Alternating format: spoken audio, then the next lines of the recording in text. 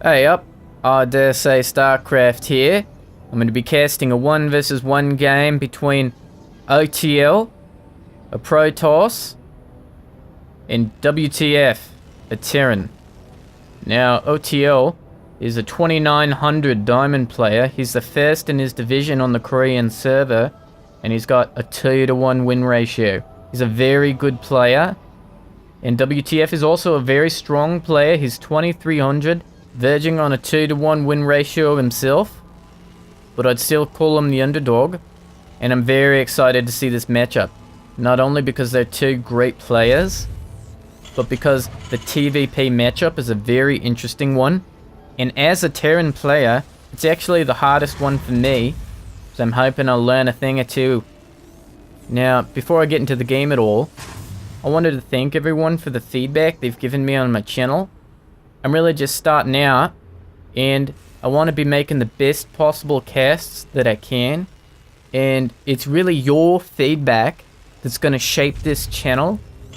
I'm going to tailor it to what you guys tell me, so it turns into something that's completely kick-ass and exactly what you want to see. So keep that feedback coming. Straight away, I'm really wondering who your favorite StarCraft professional players are. That way I can bring you their best games. So post in the comments below, and I'll be looking through those to determine whose games I'll be casting.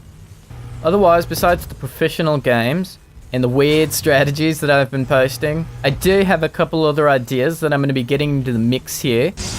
But I still want to hear your ideas of what else you want to see on the channel. So use the video comments for that as well. Alright, enough of that. I better get back to the game here. Though we've just been missing out on some scouting. And it looks like OTL throwing down a cybernetics core. And in the meantime, you can either save up minerals or, yeah, it looks like he's going to get out that zealot. Not a game-changing move there or anything, but it's not a bad idea. Helps you hold off a little bit of pressure or annoyance early on, like bunkers or really early marine pushes, things like that. It's a much safer opening, doesn't leave you completely defenseless while you're waiting for that stalker or early sentry. The Terran's getting a tick lab on his barracks, which is an extremely important move against the Protoss. If you go strictly Marines, it leaves you open to stalker harassment, where with good micro, they can attack with stalkers, put a lot of damage on your Marines, and move the injured stalkers away, and of course the shields will regenerate, leaving them almost completely unharmed. So you get a tick lab on your barracks, and you can make marauders, and that helps deal with the stalker harassment.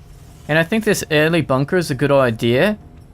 It's a really safe maneuver, especially against Protoss. Now back in OTL space, it looks like he's getting 2 geysers. It means he's going for a higher tech build. And I really like that he's got this sentry here.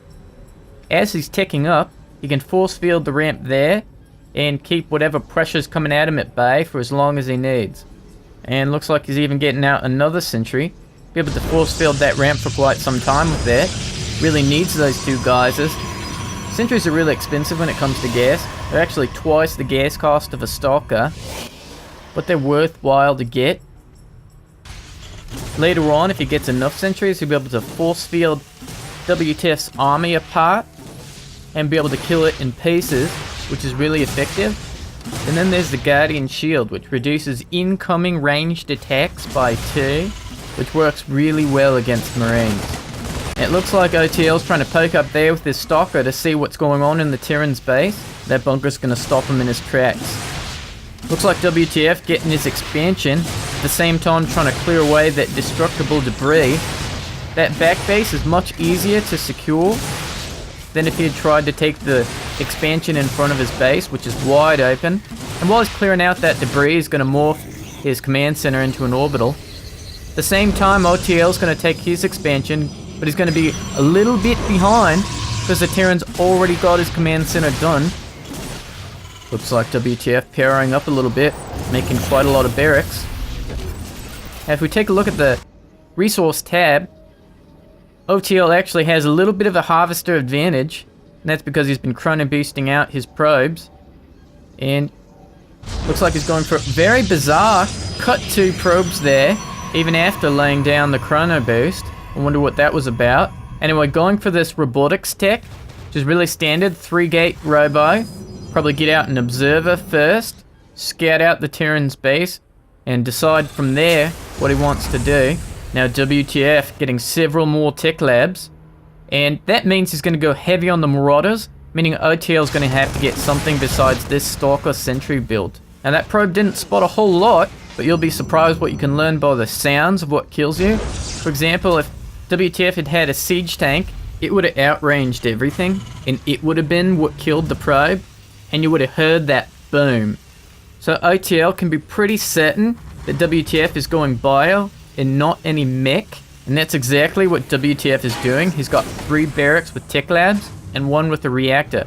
Very standard bio play. So now it's up to OTL to figure out how to counter this.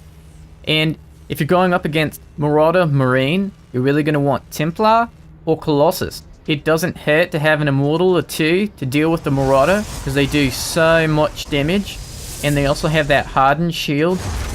And if you don't know, the hardened shield reduces all attacks to 10. You could be shooting at it with a Thor or a tank or whatever, and as long as it's got that shield up, it's got 100 shields, it's going to reduce those attacks to 10. So for example, your Marauder typically has a damage of 20 against armored units, but when it's shooting the Immortal, as long as the shield's up, that damage is going to come down to 10. Now that's a really clutch scan. Sees the robo, but does not see a robotics bay. So that's going to tell him a lot.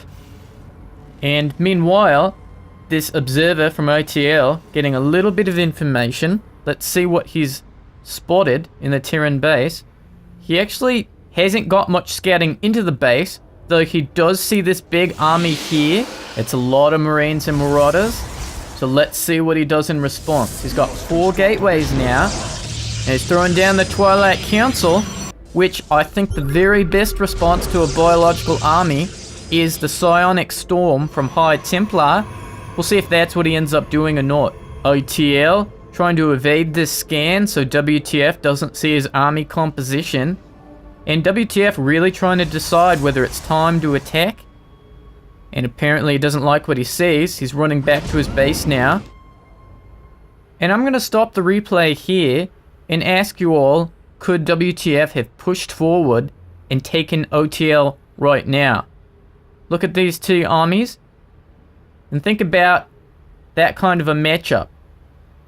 Now check out that he's got this Marauder count, which just so happens to be even with the Stalker count, taking into consideration that 1 Marauder will take on 1 Stalker quite readily. And otherwise, WTF's got 16 Marines to deal with 5 sentries and an Immortal. He's also got that medevac with 3 Marauders in it right now, but I'm going to leave that out of the equation because it seems like he's got other plans for that.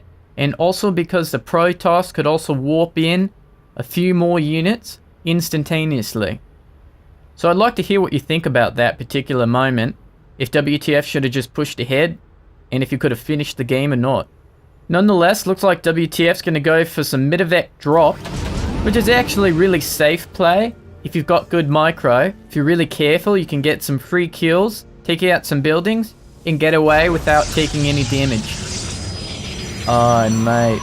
It looks like he's going for the Dark Shrine. He's going to be able to get out those cloaked Dark Templars. He's going to have to do a lot of damage with those. Otherwise, the Marine Marauder's just going to tear him apart. What he really wants is High Templar or Colossus.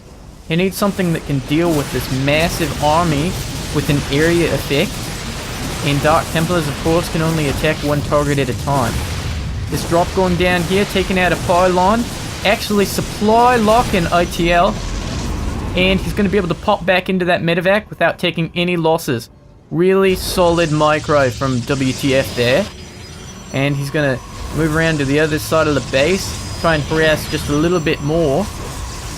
Let's see where he's going to decide. He's going to drop there, take out some probes. Nope, the cannon's morphing in, so he's got to move it back just a little bit more. Got 1 probe kill, but he's got to get out of there. and he just barely gets away. And as you can see, that was worth about 200 minerals to him, but much more importantly, he supply locked his opponent. So WTF can continue to produce units and build up his army, but OTL cannot. And looks like he's going to get one more pylon here, and we'll see if that further supply locks OTL. It does. Looks like WTF's going to pull ahead quite a lot now in army. Also, OTL's hopelessly stuck in his base. He's got to try and hunt down these medevacs, and that's going to keep him occupied. And so WTF knows he's safe back in his base. That's a good scan, but he just barely misses the Dark Shrine. Weird placement of your army, OTL. Looks like WTF's going to try and do a two-pronged drop. He's going to hope that he can catch OTL moving his whole army at once. Now, meanwhile, WTF getting Ghost, and OTL finally getting that Templar Archives, which he desperately needs against his biological army. Now, he really needs to be researching Psionic Storm immediately, but he's not. Now, here goes the drop. Let's see what he gets. He's going to take out one more pylon and a probe. And he doesn't have a lot more time before this army shows up. Let's see what he can do. Nope, he's going to have to pick up and get out of there. Meanwhile, the other dropship looks like he got cleaned up pretty easily. OTL, great control, splitting up his army, so he's not leaving any halls vulnerable for the drops. Great work fending that off. Now, even with killing that dropship, OTL is still behind in terms of resources lost. Moving out this army to control the watchtower, and then moving back. He might have been hoping there was a marine there holding the watchtower so he could threaten with an attack and get the Terran in a more defensive posture. The scan coaxing OTL out of his base. WTF meeting him at the watchtower, but he doesn't like what he sees. He's going to move back, maybe just to reposition his army, get in a bit better position. And there he is with one big ball going to move out. Now, if OTL had High Templar with Psionic Storm, he'd be able to annihilate that army very easily. It's completely bunched up, but he doesn't have it. He's just decided to go with his Dark Templar. But look, WTF doesn't even waste a scan here. OTL slicing away with his Dark Templar, but it doesn't matter. Dark Templar proving to be the wrong unit choice against this army. Look at how much of the Terran army remains, even though it was the best possible conditions for the Dark Templar to be attacking. There was absolutely no detection, and it made absolutely no difference in the outcome. What he needed was High Templar, or even Colossus. The Dark Templar was just a waste of resources, and it left him completely vulnerable. He just now, looks like, got the Robotics Bay, but it's far too late. It's hopeless now. All he's got to his name are these zealots that he just walked in, and they're going to melt away instantly. Looks like he even bothered to research zealot legs, which in this case was really a waste of gas. He made barely any zealots. He had a Templar Archives, but he didn't make any High Templar, and he didn't research Storm. And of course he got this Robotics Bay, but it was far too late. Just seemed like OTL, though he's a really good player, was completely confused this game. He didn't exactly know what he wanted to make, and he paid for it. Right, I hope you enjoyed that game. It's been, I dare say, Starcraft. I'll be seeing you next time.